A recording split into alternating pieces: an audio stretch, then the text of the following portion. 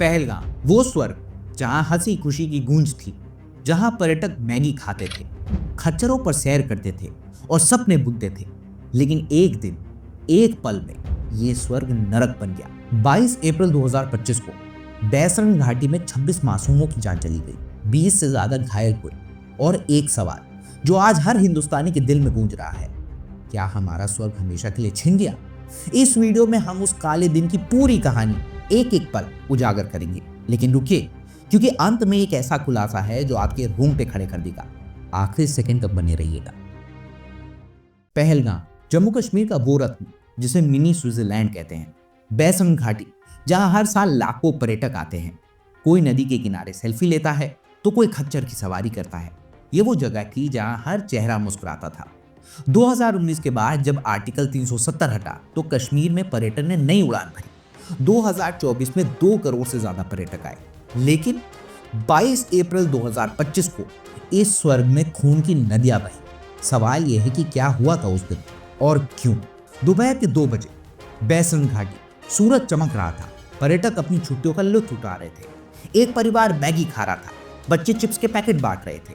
तभी 6 से 7 आतंकवादी 2-2 की टुकड़ियों में ऑटोमेटिक हथियारों से लैस उन्होंने पर्यटकों को घेर लिया और फिर उन्होंने उनके नाम पूछे, हिंदू नाम सुना और गोलियां दाग दी।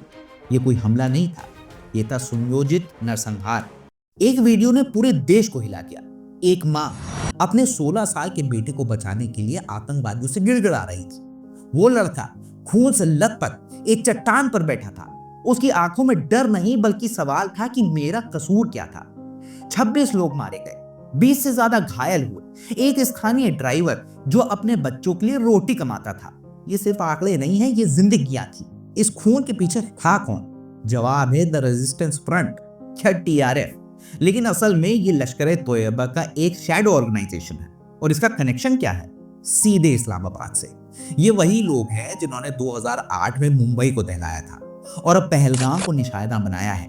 ये आतंक नहीं है, ये भारत की शांति पर खुला युद्ध है। TRF का मकसद कश्मीर में जनसांख्यिकी बदलाव को रोकना। वो नहीं चाहते थे कि कश्मीर में पर्यटक आए, शांति हो या भारत चमके। लेकिन रुकिए, एक और सवाल है कि क्या ये सिर्फ आतंकियों का खेल था या इसे पीछे कोई षड्यंत्र था?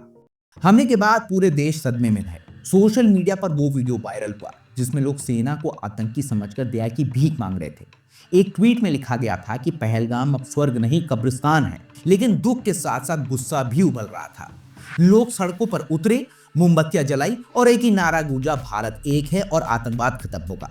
प्रधानमंत्री नरेंद्र मोदी ने भी साफ किया, आतंकियों को पृथ्वी के अंत तक सजा मिलेगी और भारत वो कर दिखाएगा जो पहले कभी नहीं हुआ। इंडस वाटर ट्रीटी को निलंबित किया गया, अटारी सीमा बंद की गई, पाकिस्तानी वीजा रद्द हुए।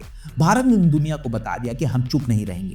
All India personal law board, Jamaat-e-Islami Hind और जमीयत उलेमाए हिंद ने एक स्वर में हमले की निंदा की। ये थी भारत की एकता की ताकत। पहलगाम का हमला सिर्फ एक घटना नहीं, ये एक चेतावनी थी। कश्मीर जो भारत का ताज है, उसे बार बार निशाना बनाया जा रहा है। 2019 के बाद कश्मीर में पर्यटन 300% बढ़ा था, लेकिन इस हमले ने सब कुछ हिला दिया। हर मृत पर्यटक एक कहानी था। एक पिता जो अपने बच्चों को पहलगाम की खूबसूरती दिखाने लाया था, एक विदेशी जो भारत की संस्कृति से प्यार करता था। यह हमला सिर्फ डर बनाने का नहीं था, बल्कि हमारे विश्वास को तोड़ने की पूरी कोशिश थी। लेकिन भारत हारा नहीं है। सेना ने बैसरण घाटी को घेर लिया है, ड्रोन, सैटेलाइट और खुफिया तंत्र सब सक्रिय है। लेकिन सवाल यह है कि क्या यह काफी है? कश्मीर हमारा था और हमेशा से ही हमारा रहेगा। आतंकवाद चाहे जितना जोर लगा ले, भारत का हौसला अटल है। तो अब सवाल यह है कि आगे क्या? तो सूत्रों के मुताबिक भारत ने कश्मीर में सुरक्षा को अभेद कर दिया है, लेकिन असली खुलासा कुछ और भी है। राज्यसभा सांसद कपिल सिब्बल ने मांग की है कि पाकिस्तान के खिलाफ अंतर्राष्ट्रीय अपराध न्यायालय में केस चले। अगर यह हुआ तो पहली बार यह होगा कि भारत आतंकवाद के खिलाफ इतना बड़ा कदम उठाएगा। यह सिर्फ पहलगाम की लड़ाई नहीं है, ये भारत की शान, सम्मान और भविष्य की भी लड़ाई है। सूत्र बताते हैं कि भारत अब डिप्लोमैटिकली और सैन्य दोनों मोर्चे पर पाकिस्तान को घेरेगा। क्या ये कदम कश्मीर में शांति लाएगा या फिर एक नए तूफान को खड़ा करेगा? पहलगाम का वो काला दिन हमें याद दिलाता है कि शांति कितनी कीमती है, लेकिन ये वो भी बताता है कि भारत का हौसला कितना अटल है। आप क्या सोचते हैं? क्या भारत को और भी सख्त कदम उठाना चाहिए या कश्मीर फिर से स्वर्ग बन सकता है? कमेंट पे अपनी आवाज उठाएं और इस वीडियो को शेयर करें ताकि हर हिंदुस्तानी तक ये सच्चाई पहुंचे। अगर आप चाहते हैं कि कश्मीर का हर कोना फिर से हंसी खुशी से गूंजे तो सब्सक्राइब करें, बेल आइकॉन दबाएं और अगली वीडियो में मिलते हैं जहां पर हम कश्मीर की अनकही कहानियां मिलाएंगे। जय हिंद, जय भारत।